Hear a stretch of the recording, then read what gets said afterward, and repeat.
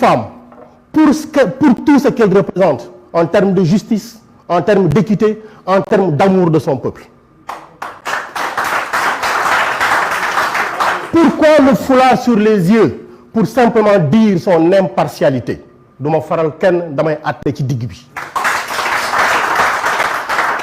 Pourquoi la balance? C'est le symbole qui renvoie à cet équilibre. Équilibre que l'on peut appeler parfois chez les mathématiciens équivalence.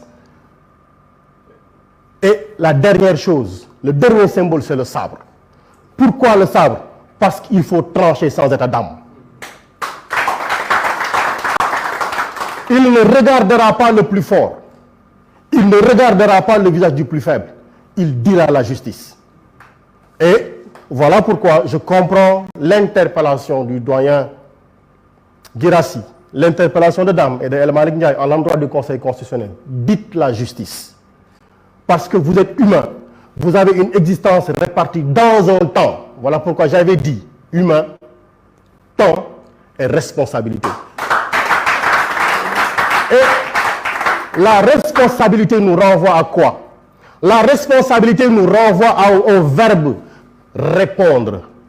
On répond de soi, on répond de ses actes, on répond de ce qui nous est confié, mais on répond également de ses manquements. On répond devant le peuple, mais on répond également devant Dieu. Responsabilité. Et je ne suis pas seulement en train de parler du juge, parce que Ousmane Sonko a un temps de vie. Le citoyen a un temps de vie. Le juge a un temps de vie. Parce que celui qui est au Conseil constitutionnel demain n'y sera pas après-demain. Il y a un temps où il faut assumer une responsabilité. Et au peuple, il a un temps pour assumer sa responsabilité. Et de la responsabilité du peuple, dans le temps qui est défini, il s'agit aujourd'hui, dans les quelques 50 jours qui nous restent, d'aller prendre les cartes d'électeurs. Il s'agit dans le temps qui nous reste de savoir que nous voulons changer. Mais quand même, nous sommes humains, il y a un temps, il y a une responsabilité, mais il y a quelqu'un qui veut continuer son temps. Même si ce n'est pas lui, c'est un des tiens qui veut continuer le temps. Il veut hypnotiser notre temps, il veut kidnapper notre temps et ne jamais assumer sa responsabilité devant l'histoire. Ne jamais assumer sa responsabilité devant la justice, mais ne jamais assumer sa responsabilité devant Dieu. Il se trompe tout de suite, il faut qu'il le sache. Mais quand même, on ne va pas lui faciliter la tâche. Et pour ne pas lui faciliter la tâche, il nous faut surveiller le vote. Allez-y, cherchez le personnel électoral. Qu'il n'y ait pas un bureau de vote où nous n'avons pas des yeux et des oreilles. Qu'il n'y ait pas un centre de vote où nous n'avons pas des yeux et des oreilles. Parce que tout ce qui se passe dans l'angle mort de nos yeux, ça se fait contre nous. Il ne faut pas que pour ces élections-là, qu'il y ait un angle mort. Je parle de la région nord, je parle de la région est, je parle de la région centre, mais il ne faut pas qu'il y ait d'angle mort.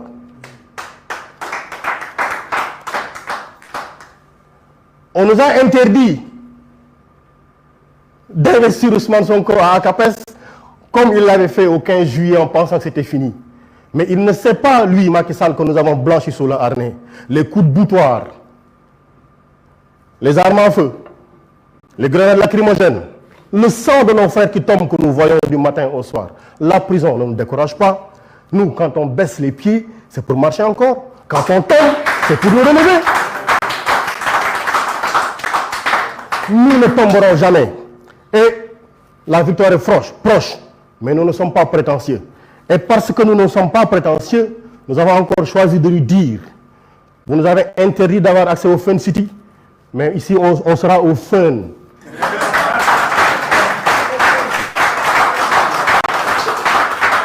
Et on sera au Fun pour investir notre candidat.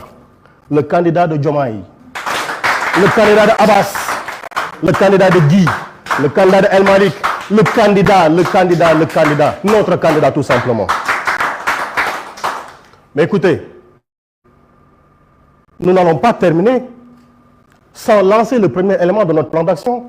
Parce qu'en nous interdisant de faire l'investiture à ACAPES, en nous suivant pour fermer le Fun City, mais ils ne savent pas que nous, le territoire, pour nous, il n'est pas susceptible de limites. Notre détermination n'est pas susceptible de limites. il n'est pas encadré. On ne peut pas nous fixer de limites. Et parce qu'on ne peut pas nous fixer de limites, nous allons lancer aujourd'hui, à 20h, un concert de casserole. Nous allons nous faire entendre par Ousmane Sonko de sa cellule. Nous allons nous faire entendre par Bassirou Diomaye Diakhar Faye de sa cellule. Nous allons nous faire entendre de la cellule de tous les détenus politiques. Il faut que Macky Sall entende du palais de la République notre concert de casserole. Parce que notre concert de casserole, c'est pour dire, pour nous, notre détermination n'a pas de limite. Pour nous, Ousmane Sonko est le choix du peuple. Et nous l'avons dit, une élection présidentielle dans ce pays-ci sans Ousmane Sonko n'est pas une élection présidentielle. Et la coalition Sonko président a décidé par son action de transformer coalition Sonko président en président Sonko la solution. Merci beaucoup. Mbokki Sénégal, mbokki ñi seetaan, mbokki yi ñuy wax aji bëgg sa réew, ñun ñoo fi daje tey di tënk kàddu yi nga xam ne bii moo fi jib ngir xamal leen ni ñun ñi nga xam ne ñi ngi làmboo xel, jom ak fit di toppandoo di roy ci suñu waa ji ñuy wax Ousmane Sonko ñoo fi daje ngir tey tabb ko def ko candidat ci élection présidentielle yi ñu jëm.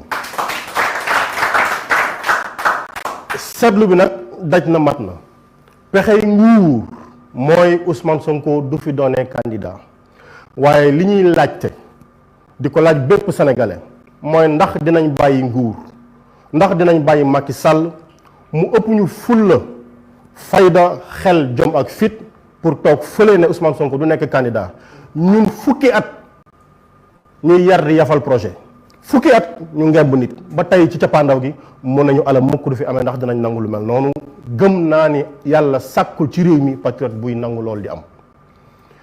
waaye lii nag bu ñu bëggee jeexital biñ ciy xaar mu am, maanaam ñu wëlbati turu coalition Sonko président def ko président Sonko ci février 2024 dafa am ay taxawaay yu muy laaj. benn taxawaay bi ci jiitu mooy man mi sama xol di bas-base ci ne bëgg naa Ousmane Sonko dama yor carte électeur naa ko denc bu wóor.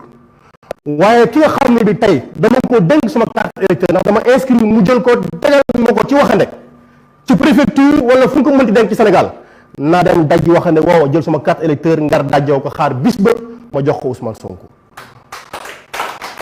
moo tax ñuy wax yéen ñi nga xam ni seen carte électeur yi ñi ngi nelaw ci préfecture yi ak sous préfecture yi na ngeen am fulla ju day nii ngeen wax Ousmane Sonko ne ko fee mu nekk palais bii mooy place bi ñu ko bëgg a teg. te lii tax mooy ku nekk cotisation nag mooy ku ne tey sa carte waajal muy benn. ñaareel bi mooy saytu élection ñun mënuñoo fexe ba matal ko. li koy matal mooy képp ku nekk ci ñun jàpp ni bureau de vote ba nga ne yaa fa war a doon suñu bët, yaa fa war a doon suñu nopp, ndax foo nekkul ñu def fa loo xam ne lii ëllëg du doon di lay jariñ. maanaam fu ñu nekkul ñu sàcc fa élection yi. wax ji dañ koy gàttal te mu leer, fu ñu nekkul, fu ñu xoolul, fu ñu amul représentant foofu la ñuy sàccee élection yi. lii may wax nag du lépp lu ñu dund la. li ci des ci gàttal suñuy kàddu rek mooy ñu wax sénégalais yi ne leen ñun dañoo waxoon ni dañuy investir Ousmane Sonko ñun ñi ñëpp fee ci ACAPES ñu woo suñu département yëpp ñun waa coalition bi suñu militants yi suñuy sympathisants ku ci nekk dagg sa paas teel a jeexal sa añ pour ne tey jii ci bis bii da ngay taxaw fii ñu investir Ousmane Sonko. ñu ne ñu alam mukk du fi amee. ñu ne na bàyyi nañu la seen mbedd jël leen am nañu sañ-sañu daje ci bërëb boo xam ne du moomeelu kenn, moomeelu ku fay la ñu fay dem toog fa ñu fekk ñu fa ak ay takk der ne ñu alam mukk du fi amee dàq ñu foofa ni ay baadoo la.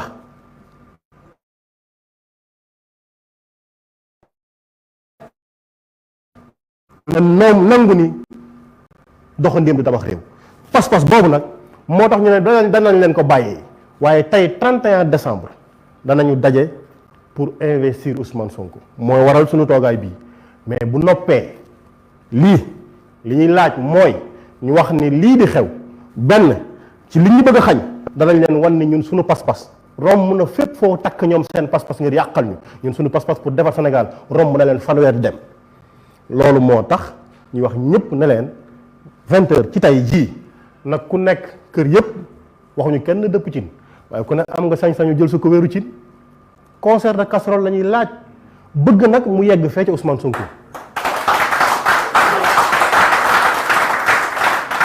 bëgg nañu mu yegg ci Bassirou Diomaye Diakhar Faye bëgg nañu mbokk yi nañ ko fëgg ba lalu bépp détenu riir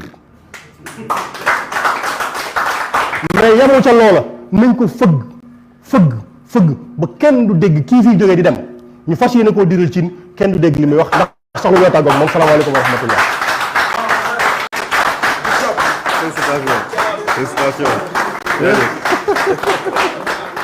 jërëjëf honorable député maire Birame Souleye Diop kàddu yi am na solo fàttali rek plan d'action bi ci 31 décembre bi ku ñu xañ suñu solos mbir ñu xañ la sa solos mbir donc nag na kubéeru kaw diir yi riir na casserole yi riir ba àdduna ñëpp dégg ko ñu xam ni am nañ